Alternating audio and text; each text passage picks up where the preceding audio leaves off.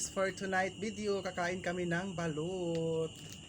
Yan po, yung kasama ko nagkain ng balot. Yan, si Tito Mar. At saka ako, kakain ako ng balot. Tingnan nyo guys, yung balot. 17 days, yan, may ano na siya, may piso na siya guys. Lagyan ko siya ng suka. Yan.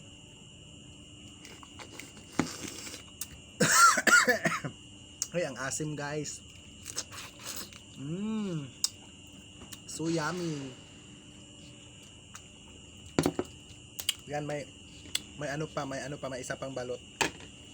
Yan guys. Yan po yung 17 days na balot guys. Yan po, yan.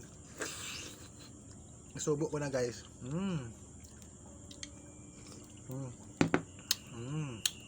Yan. Yan po mga ka-reels.